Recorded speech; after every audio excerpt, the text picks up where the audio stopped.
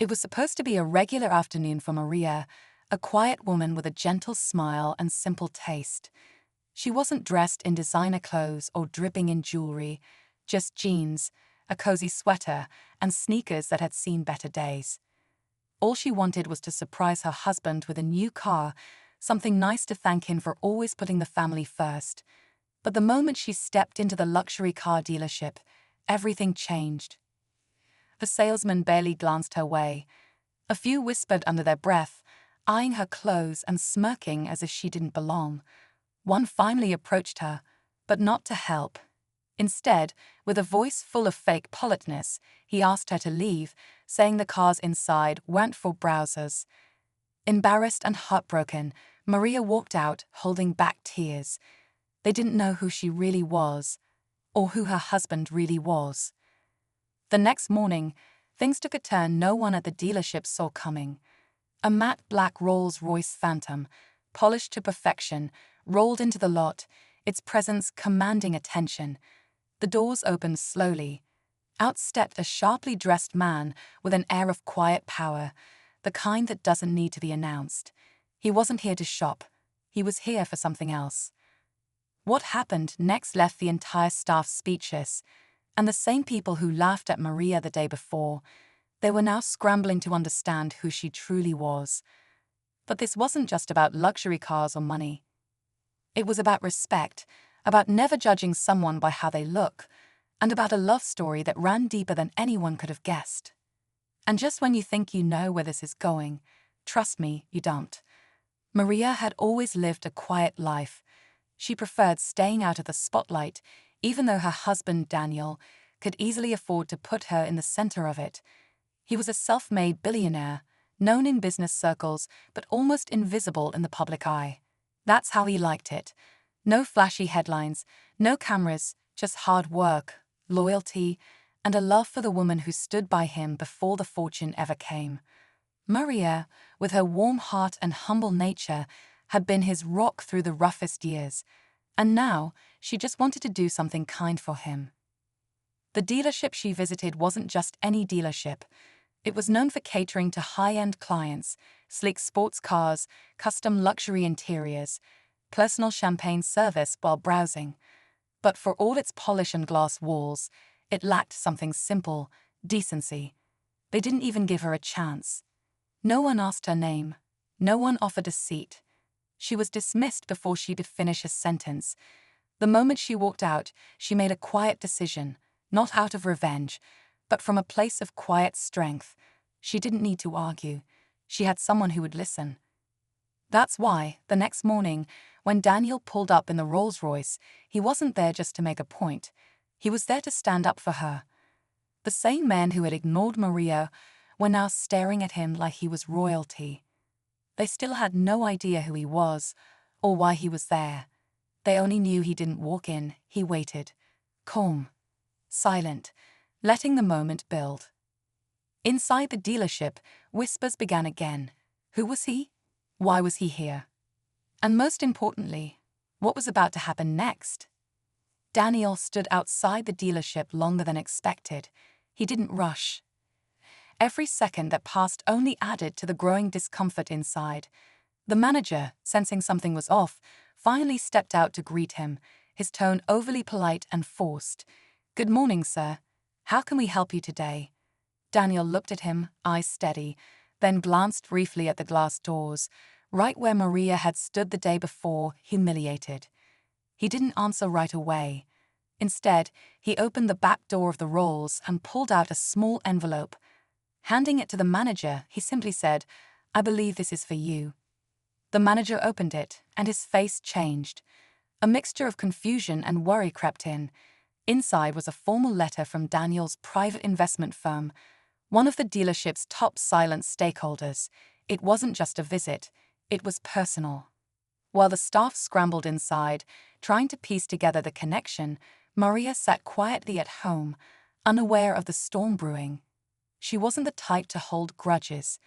She had even convinced herself maybe she had looked out of place. Maybe they didn't mean to offend her. But deep down she knew better. It wasn't about clothes or status. It was about how easily people forget kindness when they think no one is watching. Back at the dealership, another subplot was unfolding. A young employee, Jake, who had witnessed the whole incident the day before, had tried to speak up, tried to tell the others they were wrong to treat her that way. No one listened. Now, watching Daniel in person, he felt torn. Should he come forward? Would it even matter? He didn't know who Maria really was, but something told him this moment was bigger than any of them realized. And still, Daniel hadn't stepped inside. Not yet. The atmosphere inside the dealership had completely shifted. The same staff who had once laughed quietly behind Maria's back were now scrambling to adjust their suits, speaking in hushed tones, and trying to figure out who they had offended. One of them pulled up a news article on their phone. There he was.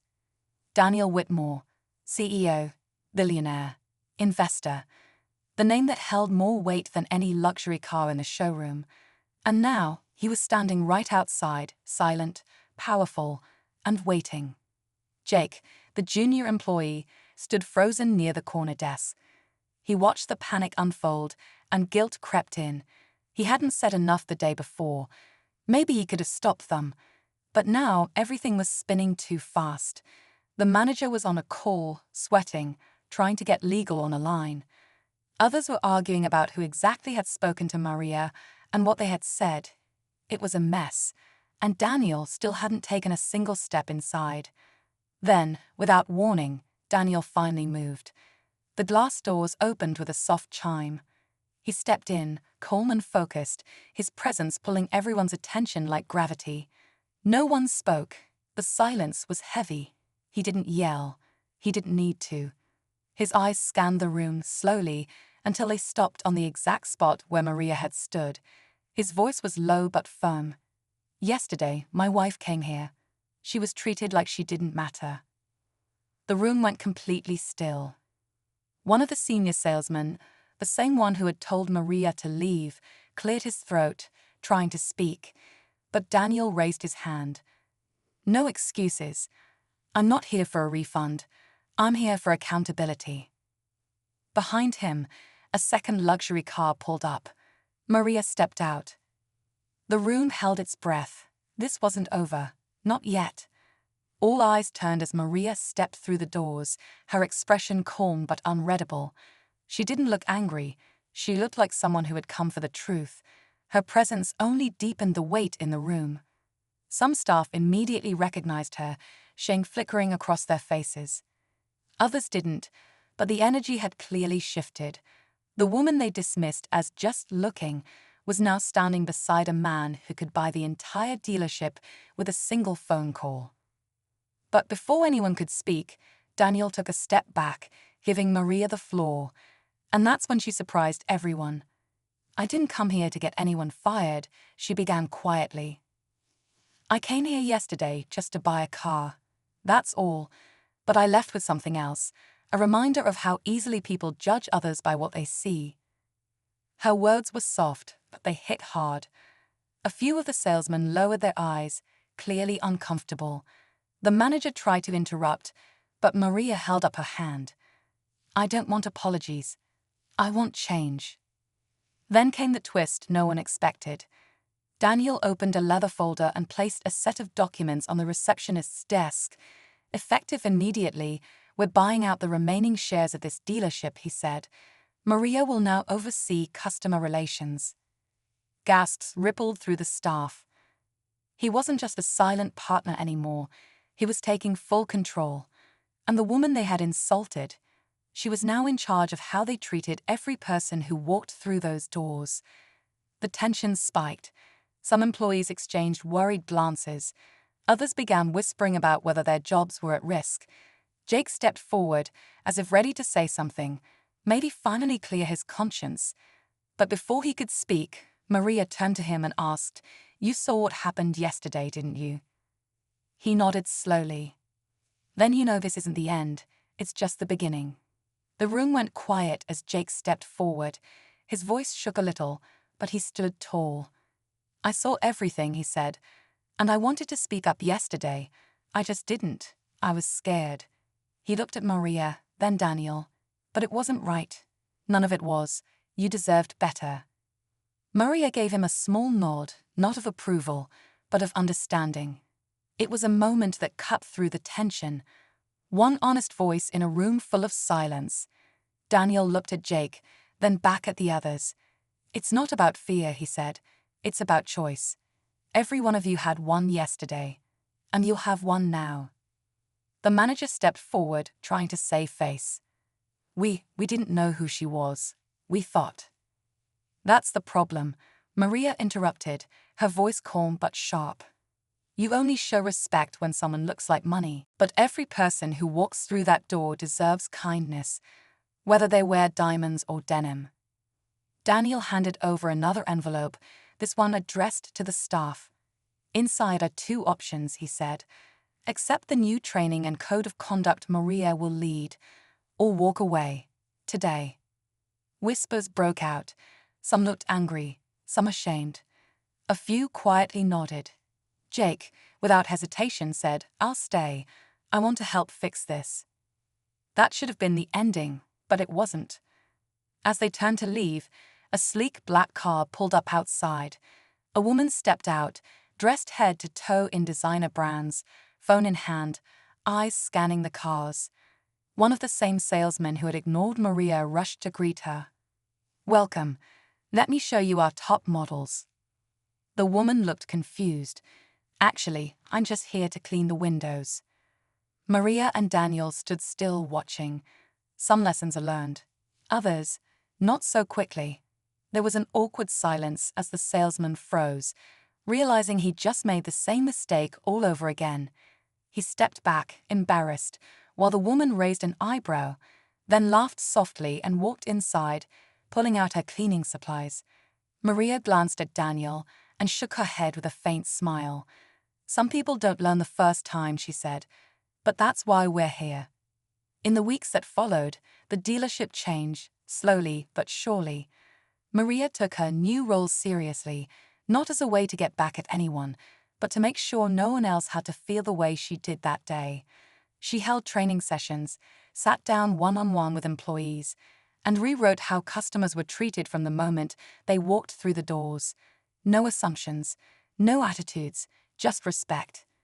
Jake became one of her most dedicated team members.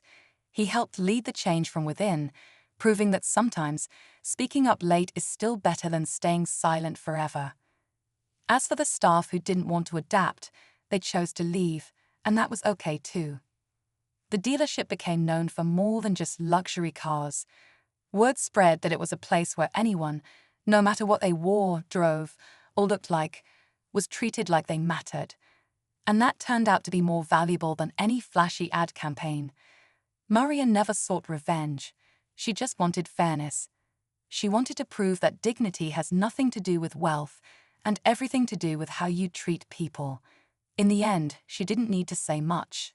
Her actions, and Daniel's quiet strength beside her, said it all. And as for the Rolls Royce, it's still parked out front, not as a flex, but as a reminder of grace, of respect, and of one very simple woman who changed everything.